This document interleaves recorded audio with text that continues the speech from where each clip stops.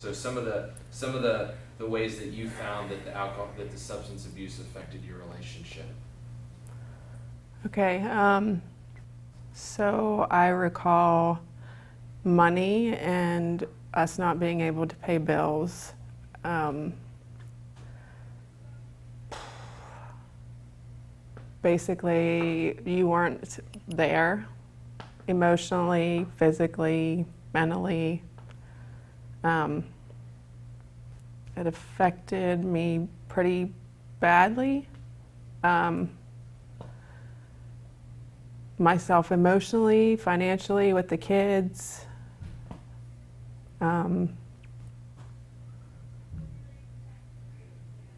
it was hard being around it, knowing what was going on and really not being able to do anything about it. Um, Doc, did you know that it was creating any of these things? I probably knew somewhere inside that it was affecting you this way. I mean, financially and everything like that, my addiction was bigger than that, and it was out of control.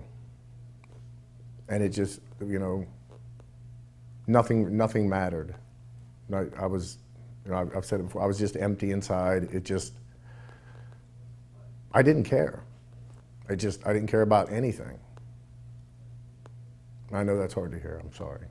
But that's where I was. I'm sorry. When did you split?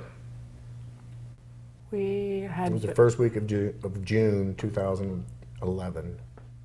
Talk about that day. Remembering what that was like. um, Each other.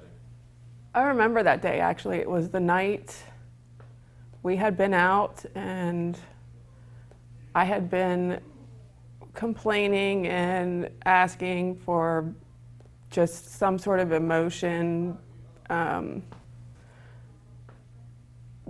something, just some sort of, I guess, emotion to come out to try and get something like just to figure some things out. And he basically just got nothing. We just didn't have any kind of relationship, whatever. And I kind of left to see if I could find or draw some sort of attention, some sort of emotion, some sort of anything, and I got nothing for a very long time. And it grew into a longer period of time than I even thought that it would. My daughter and myself left, and Josh and you stayed. Duck, what place did you need to get to before you took enough responsibility that you knew there was a problem and that you took yourself into treatment? That's an ugly story. I went, after she left, I went off the deep end and just took a free ride. That's when I started IV using. Started with shooting pills, then I couldn't afford the pills, so I started shooting heroin, sold everything, I mean, my entire inheritance I sold. I reduced myself down to where I had to start selling heroin. I was traveling to Baltimore every other day to pick up an ounce of heroin, bring it back. I was living in a hotel. It was a terrible existence. And it got to the point I was shooting meth and heroin at the same time with this stupid prostitute we'd hooked up, and just started dealing drugs out of the hotel room. And I didn't want to exist. And then the next thing I know, I woke up and she was doing CPR on me. And and she was a hideous freaking troll. And I realized that breath that I just exhaled came from her. And I was like, okay, I'm in too deep. I'm in over my head. I don't want to die. I thought I did, but I didn't. I didn't want to die. And I went to my mom's house and I called for help. Picked up the phone call and just called the first number in the phone book and called for help. because I didn't want to die. So when you finally got here, I still was not sure if there was a chance for us to get back together. I didn't think that you could actually ever kick it or change. But as the time frame that you were here, I saw different things happening. I heard the old you again coming back out. So that kind of gave me hope. And talking to different people, talking to Monica, talking to you on the phone, I always knew that there was a good side.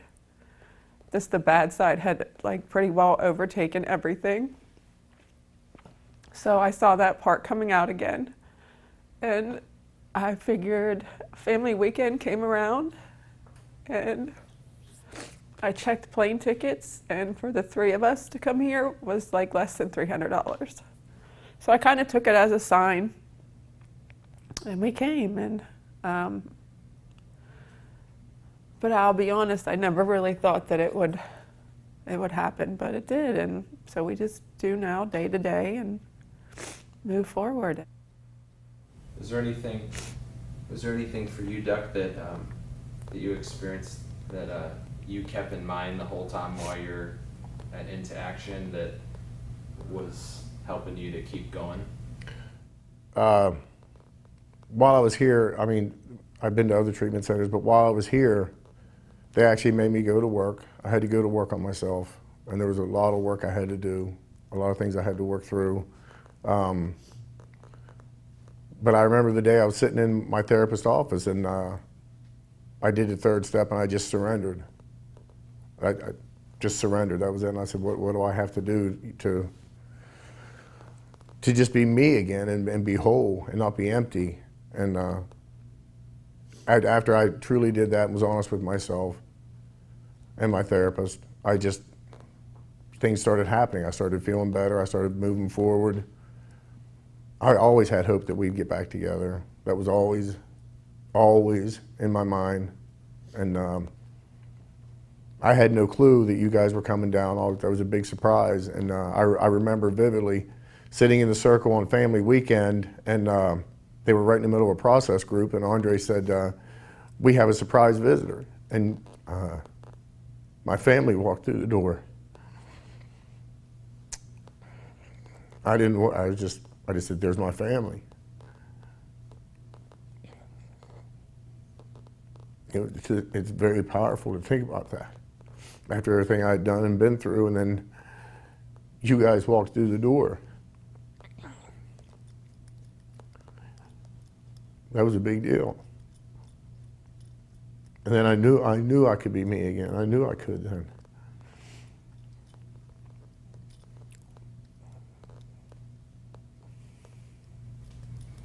Kelly, when you came, could you see the change? Yeah, I actually heard the change on the phone after talking to you for a while, and realized that it was real this time and things were changing. And when we came in, I saw the old him again. I mean, it's always been there. We wouldn't be together for 25 years now, 26 been together, so I saw it, always knew it was there, just had to find it again. I love you. Love you. Want to give each other a hug? Yeah. He does, I don't, I'm not arguing.